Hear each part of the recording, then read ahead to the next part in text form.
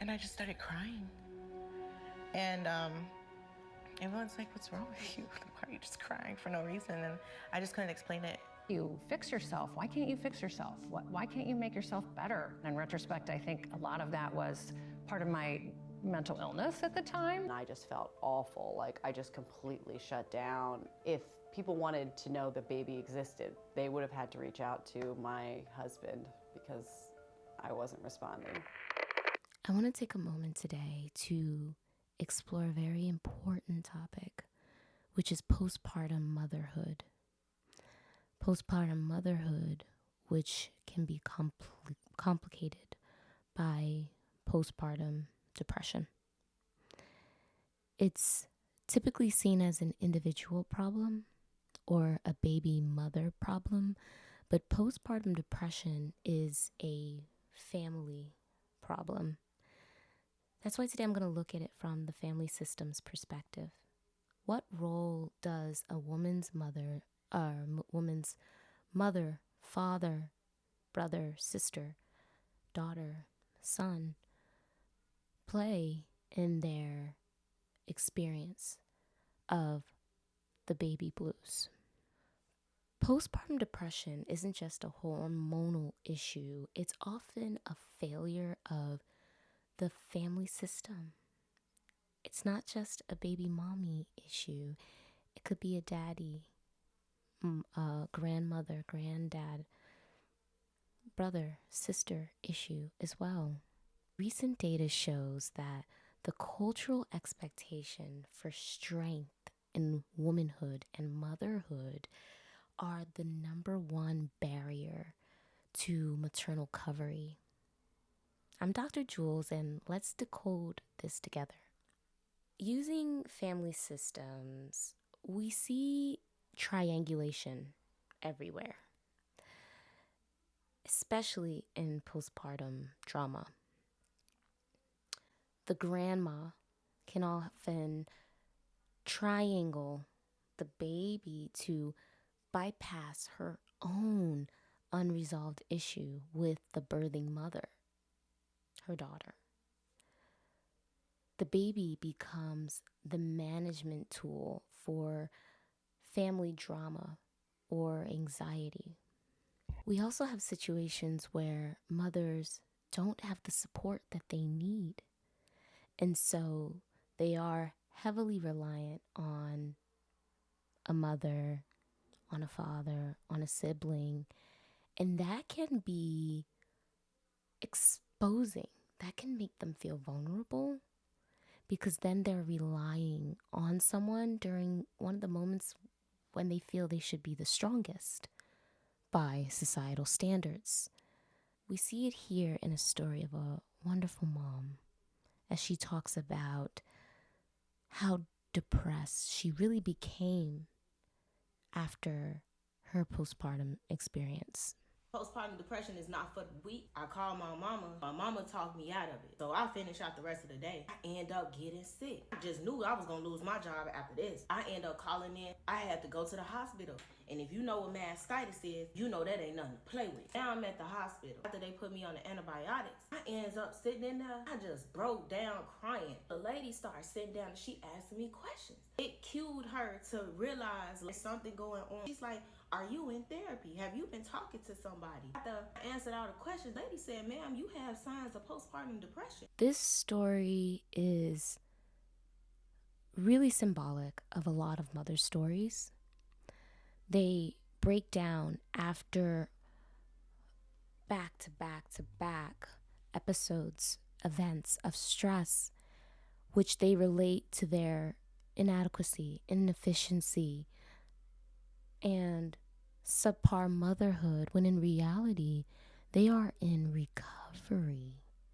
A lot of them don't take the time they need for maternal care because they think they should be able to work right away. A lot of women go straight to work. A lot of women don't have the luxury of staying home. And so without giving their body rest, because they might not think they need it, a lot of them miss the mental rest that they need after birthing a child. This can contribute to back-to-back stress, but it can also become worsened when there isn't a village around you as a mother to hold you and care for you. A lot of the time, women don't have that village, and so they have to go back to work. But when they do have that village, but their village is telling them, their mother, their father, their husband is telling them, well, the baby's out now, let's get back to the program. That is also shown to intensify the experience of inadequacy. Because then the mother starts to tell herself, I should be better. I should be ready. I should be working. When in reality, recovery should be the number one priority. Society will try to encourage mothers to smile through this. That creates a cognitive dissonance that can further intensify the mental health struggle. I'm smiling, but on the inside, I feel disregarded. I feel lost. I myself feel like a child because I don't know what I'm doing, but I can't admit that. I have to smile. That creates mental torment, a form of reaction formation, which in some situations can be adaptive, like at work, other settings where maybe you can't express your emotional well-being. But reaction formation, where you do what the opposite of what you really want to do and what you really feel, can be extremely dangerous when you're around the people you love. Because then the message can turn into, I can't be myself around the people I love. I have to keep a brave, strong face.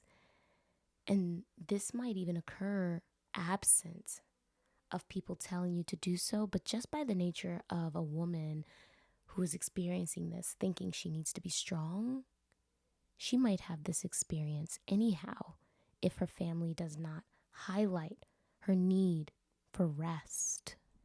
I want to contrast this beautiful woman's experience with another woman's experience who did in fact recognize her need for rest after her first experience of postpartum depression and rage. I knew I needed a different approach this time around to foster better mental health. The fear of going through that again has been real, so here's what I've done differently to help write a new story this postpartum. I'd seen other mothers do 5 days in bed after birth, and I remember telling my husband, there's no way I could do that. I'd get so antsy and restless, but he looked at... And there it is. There's no way I could do that. And when we in therapy with people, sometimes when they try to distance themselves from an emotional act that feels uncomfortable or revolutionary in a way that is too radical, and they say things like that, or I could never do this, I could never be there, I would ask them, what is that? What is this? What is there? And in reality, what the person would have to confront is, I'm saying I could never give my body rest. I could never sit in bed and rest after having a child.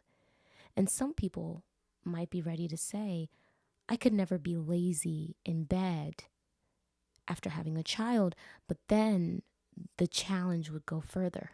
What is it that's really lazy about this? Could you explain that to me? And we would be back in a cycle. Because I'm in bed, but why are you in bed? Because I'm tired. And why are you tired? Because I just had a baby. And I would have to ask you, logically, are you saying having a baby is what made you lazy? Sometimes thinking through a thought process can help you get to the emotion, the matter, really. But in this circumstance, she was luckily able to have that support, that her husband, to help guide her and say, it's a good idea.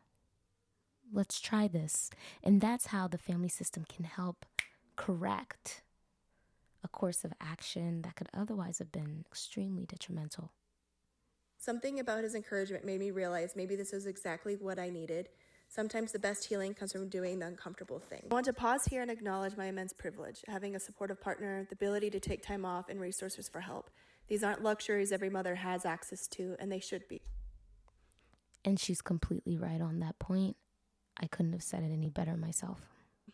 What happened next genuinely surprised me. We made it 4 beautiful days in bed before Harper's appointment pulled us away. But those 4 days were magic. My bed transformed into this sacred place of connection. Not just with my newborn, though our breastfeeding journey did flourish, but with my boys too. They'd sprint home from school, they'd climb up, meet their sister, and we'd share these precious moments together. So overall, there are a plethora of things that can contribute to postpartum depression. Hormones, family history, but we need to remember the village that surrounds a mother and how that contributes as well. It's important to understand that the perception that a woman should be strong and be able to carry her own weight, despite the fact she just came from carrying the weight of 2 people, contributes greatly to the fear of being vulnerable after pregnancy.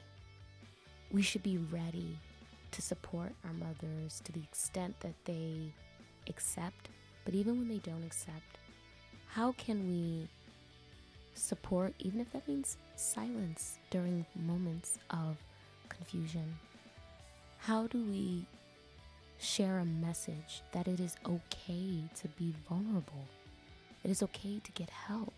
Sometimes explicitly stating, I'm your husband, I'm your daughter, I'm your sister, I'm your mother, and you need help, and that's okay. You have a village here. The family system can, in fact, encourage well-being, but it can also be a contributor to stress. The baby blues, postpartum depression, is not an individual mother-child problem.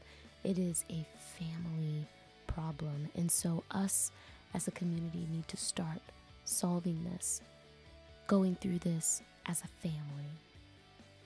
I'm Dr. Jules, and I'm happy to have decoded with you one more time. My name is Dr. Jules. I'm a clinical psychologist. And I want to take a moment to thank everybody who has joined my cycle breaker community.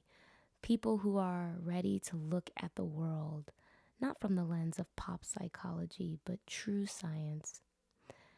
I'm on a mission personally to gather 100 cycle breakers by the second week of March. And I feel like you guys can help me.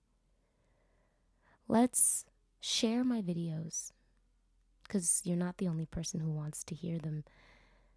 Tag people, comment, share your perspective. Even if you disagree, I love to hear it, because that's what I'm here for. So come, join me, decode with me. Let's look at culture and break cycles together. 100 people by the second week of March. I know I can do it, but I'm going to need your help.